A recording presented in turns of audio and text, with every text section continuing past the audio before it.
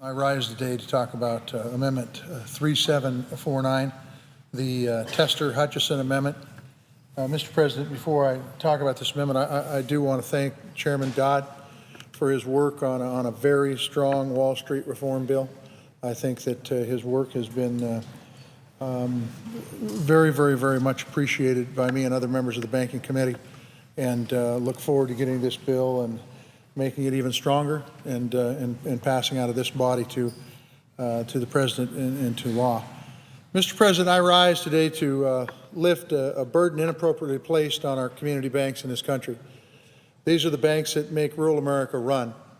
They don't deserve to be left holding the bag for risky behavior of the big banks. What the Tester-Hutchison Amendment does is hold big banks accountable for their actions by basing FDIC deposit insurance premiums, base it on risk. Our amendment would force big banks to pay their fair share of the insurance, and it would fix a lopsided assessment system that we currently have, which unfairly burdens community banks. The recent turmoil in the financial sector has placed significant strains on the FDIC Deposit Insurance Fund, the first line of defense and resource tapped to provide assistance to troubling federally insured banks.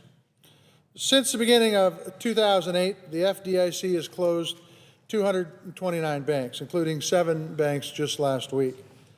That's left a wake of devastation that has impacted the entire banking system. Some of our larger failures, including those of IndyMac and Bank United, caused significant destruction.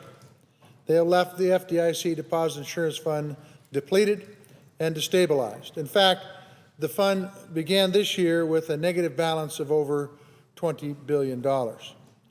Why is that?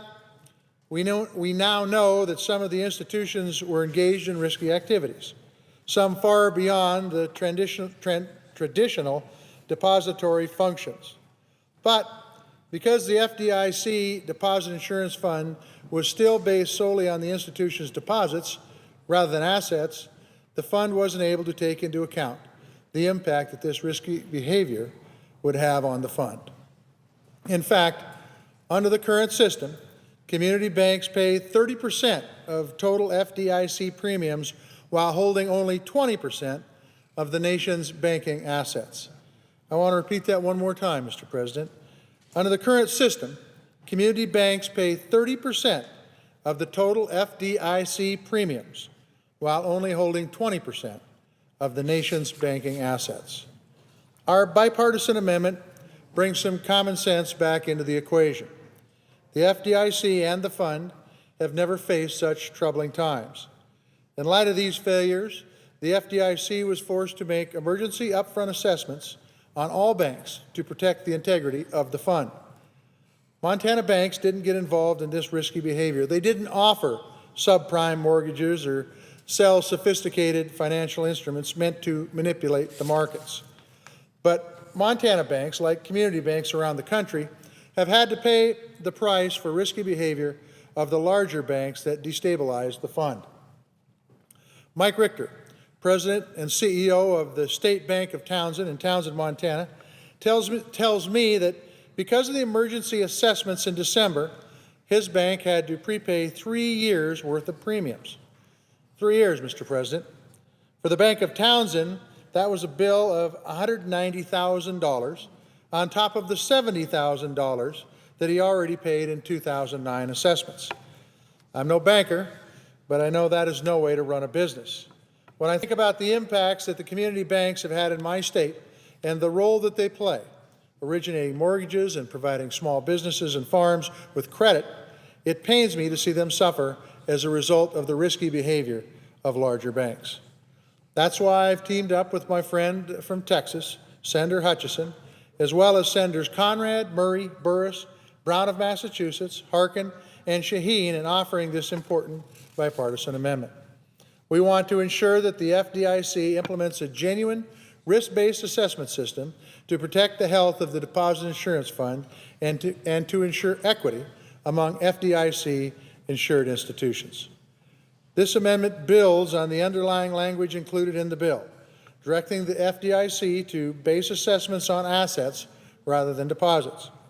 Specifically, the amendment would require the FDIC to implement this change rather than permitting them to make the change as in the current language. It also further shifts the assessment-based formula to benefit community banks by eliminating long-term unsecured debt as a factor in calculating assessments. And it includes language directing the FDIC to implement risk-based assessments for bankers, banks, and custodial banks, which have different structures than traditional banks. The FDIC has already taken a step forward in recognizing the risks that larger banks pose to the Deposit Insurance Fund, voting to base their emergency assets on the bank's assets rather than the deposits. The Independent Community Bankers of America also support this amendment. They believe that it will codify these important changes and bring greater equity to the assessment base. In closing, let me say I very much appreciate all the work of my colleague from Texas, Senator Hutchinson, and I very much appreciate the committee's willingness to work with us on this important amendment. With that, Mr. President, I yield the floor. Are you yielding the floor? I sure would. I just Senator want for to, Connecticut. Mr. President, I want to commend our colleague and friend from Montana and his colleague and our colleague from Texas, Senator Hutchinson. This is exactly the kind of an effort we're trying to achieve in this bill. It's a complicated area of law, and I appreciate immensely the work that Senator Tester and others. I didn't hear all. I gather it's Senator Tester, Senator Hutchinson, Senator Scott Brown, Senator Harkin. You have a list of Democrats and Republicans here that have worked on this amendment to bring it to this point, and I support the amendment. I think there's a strong amendment here that will require the FDIC, as I understand it, my colleague will correct me, to change how it charges for deposit insurance, which I think makes a lot of sense, from charging each bank's domestic deposits as it does now to charging its total liabilities, which makes far more sense. Again, this is a great help to community banks across the country, of which Senator Tester has been a champion since his arrival in the Senate and a member of our banking committee. The change will help ease the burden of FDIC assessments on our community banks while requiring the largest banks in the country to shoulder a little more of the responsibility to rebuild and maintain a sound deposit insurance fund. The amendment is fundamentally about fairness, which I think is one of its most important features. Community banks, as we all know, Mr. President, have been victims of a severe economic recession brought on by the behavior of major Wall Street firms, I might add. This has led to a high rate of community bank failures and a sharp increase in premiums necessary to rebuild the FDIC's insurance fund. Meanwhile, the largest banks have been saved by TARP monies and other government programs that were necessary, obviously, as we all know, to avoid the economic meltdown and catastrophe we're facing in the fall of 2008. So the change required by this amendment will lead to a far more equitable distribution of the responsibility to maintain a strong deposit insurance fund. It will also freeze up resources for smaller banks to lend to households. So on every front, this amendment is a very, very positive contribution to this overall bill. And one of the real features I think that members ought to keep in mind as we try to get this bill done. Without this amendment, which I support and want to see included, this will make it even additional pressures on our community banks. So I thank my colleague from, both our colleagues from Montana and from Texas, as well as our new Senate colleague from Massachusetts and Senator Harkin as well for their contribution. As soon as we find a window right here to bring this up, then we'd like to see this amendment get adopted and be a part of the bill. President, Senator from Montana. Senator Dodd, I very much appreciate your comments, and I think you're right. It's about equity. It's about assessing the premiums for the FDIC insurance fund to the banks that pose the most risk. Community banks aren't among that. They've played by the rules. They've done things right, and they haven't tried to manipulate the marketplace. So I very much appreciate your comments, and I appreciate your support.